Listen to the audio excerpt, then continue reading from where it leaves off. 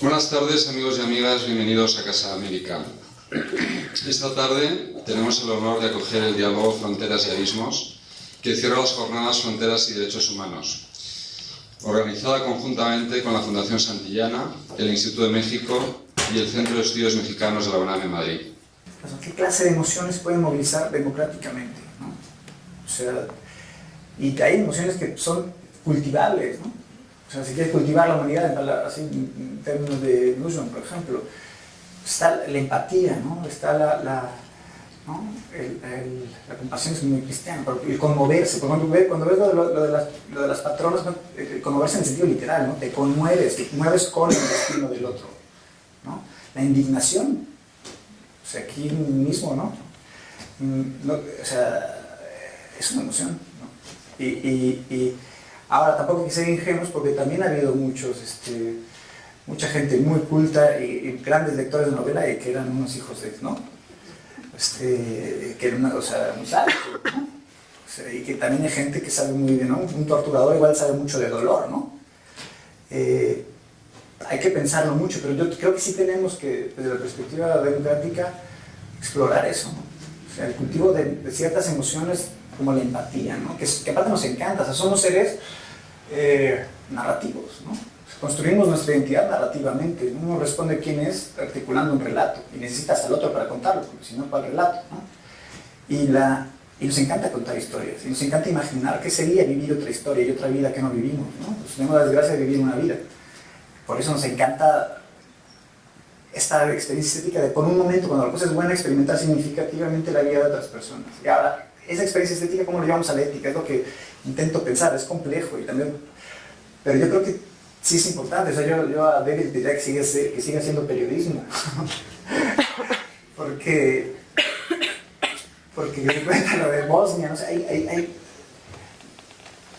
son gestos, son chiquitos, son modestos, pero son importantes. Yo todavía creo que espero no ser demasiado iluso, yo sí creo que son importantes, ¿no? Y que conviene la pena visibilizarlos y conviene la pena contarlos.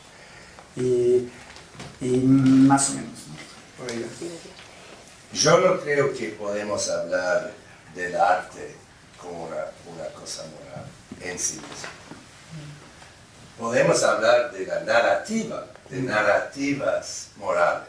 Eso estoy totalmente de acuerdo contigo. Pero el arte, el más grande escritor de nuestra época como estilista en Francia es un fascista, Houellebecq. Es el más grande escritor de su país. Houellebecq. Entonces, de hablar Shakespeare, antisemita, etcétera, conocen ustedes todo eso. Entonces, de hablar de para mí es un error o una herencia del romantismo, de Keats, Shelley y todo eso, el artista como árbitro moral. Y para mí es una visión falsa de la natura, de la creación de una obra de arte. De objetividad y subjetividad, de esa la combinación de cómo distinguir entre, digamos, datos y fantasías, si entiendo correctamente tu pregunta. La realidad es una mezcla de opinión y de estadísticas. No se puede, por ejemplo, esa señora, creo, del IOM, de la Organización Internacional. Laura Thompson. Sí.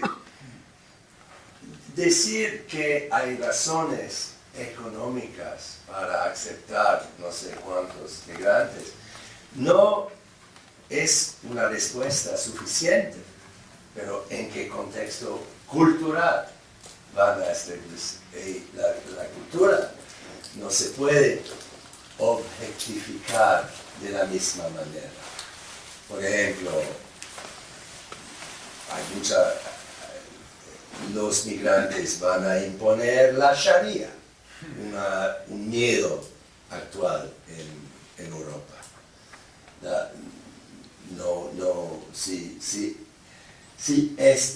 no lo creo, pero si estaría el precio de una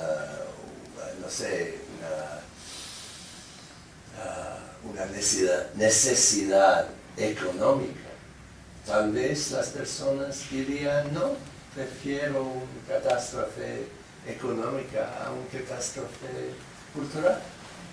Y entonces, de hablar de... No creo que la situación actual es una combinación, una mezcla de razón para un Trump o un Marine Le Pen, de realidades económicas. Los salarios bajan con la llegada de migrantes. Es un hecho. La única pregunta es si quedan bajas o si suben después. Pero con la llegada de migrantes, los salarios de las personas en un país bajan.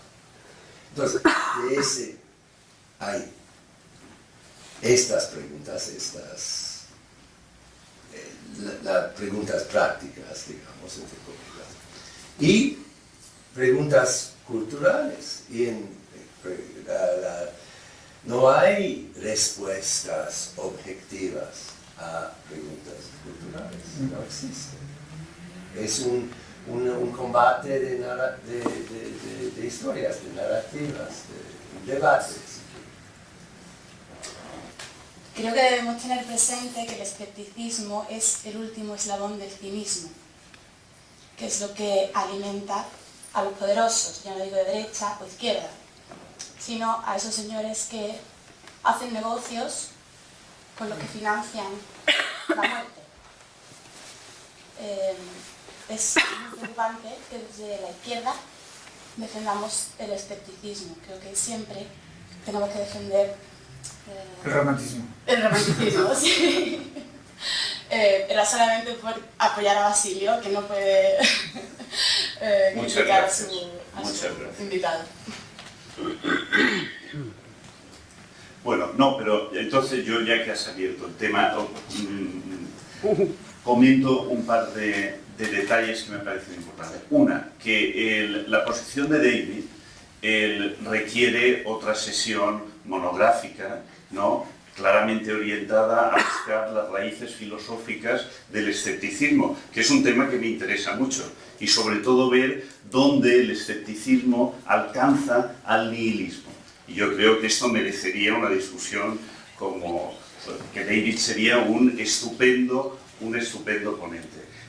Pero hay cuestiones que, por ejemplo, aquí en España todos sabéis que como consecuencia de la llamada crisis económica, ¿no?, que era lo más parecido que había a una gran estafa con grandes agentes protagonistas y grandes impunidades, pues muchos latinoamericanos que empezaban a construir su vida en España tuvieron que regresar a sus países de origen.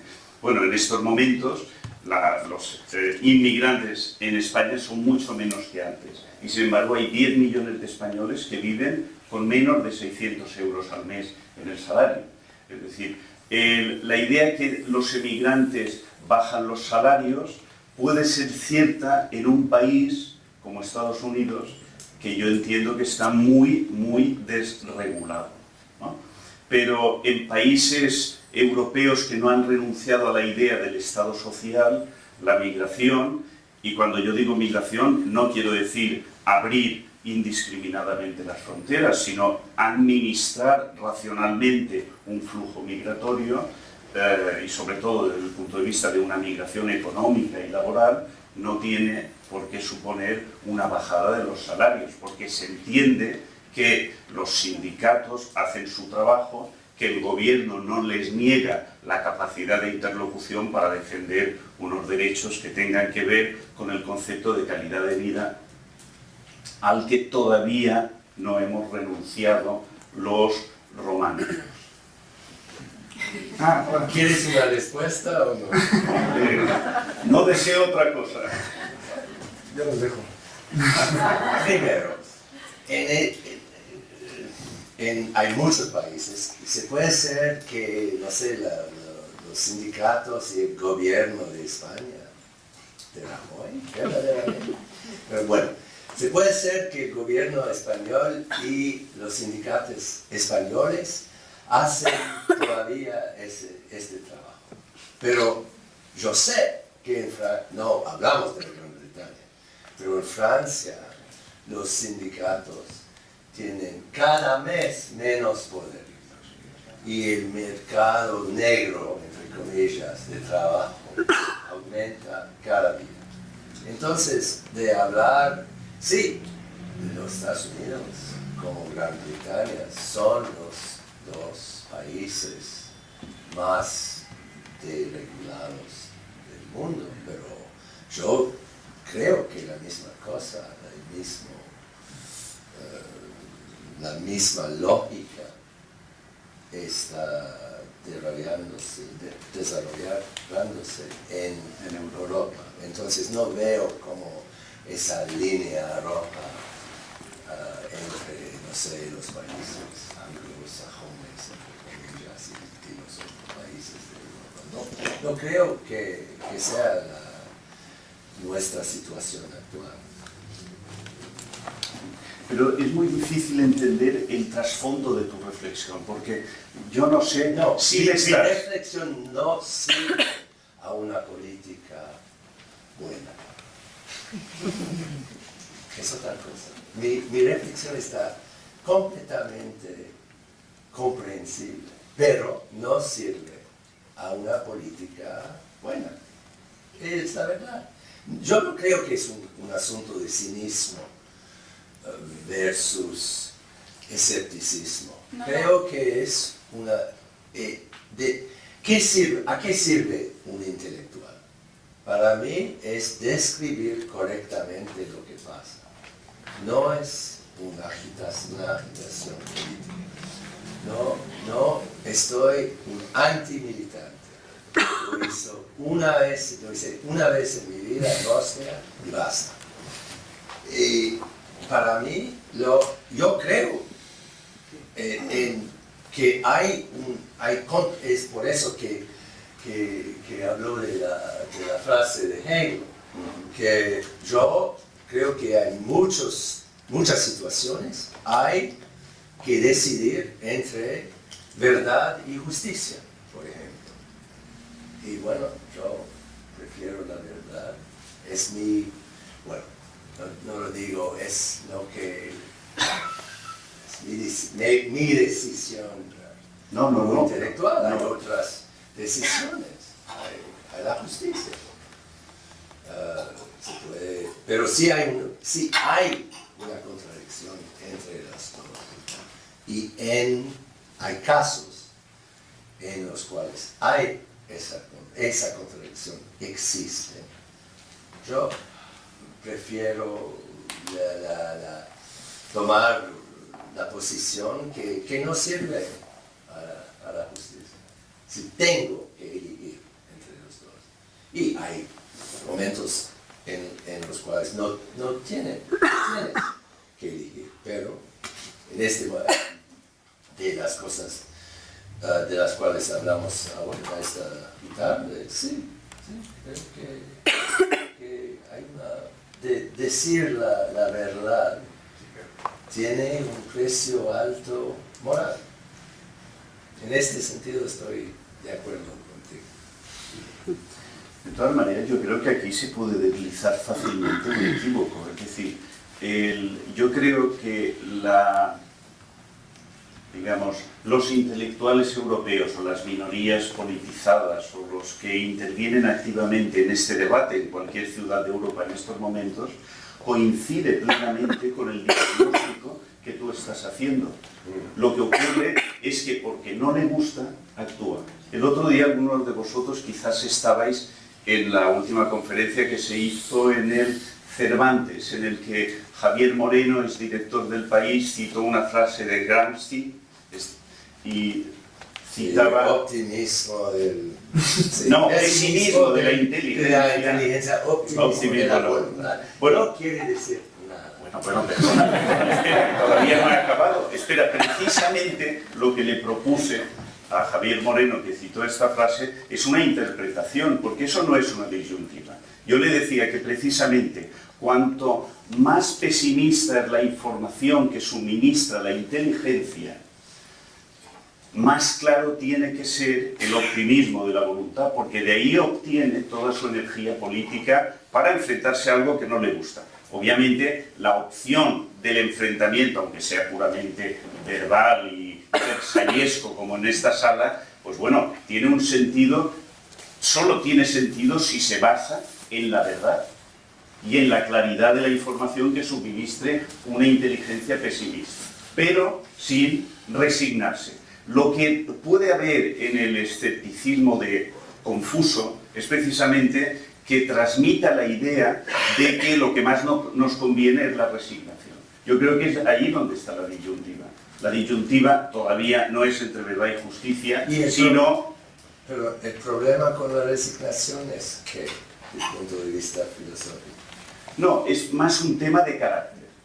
Es decir, es otra cosa. Yo creo, no, bueno, porque para no elevarlo a la categoría de la filosofía, pero obviamente ante una situación que nos puede provocar un disgusto, no llamarlo de manera más grandilocuente, una situación que te provoca un disgusto, no quieres resignarte, solo en el plano dialéctico. Luego ya veremos si realmente nuestro enfado tiene alguna utilidad práctica, que ahí es donde yo compartiría quizás tu escepticismo.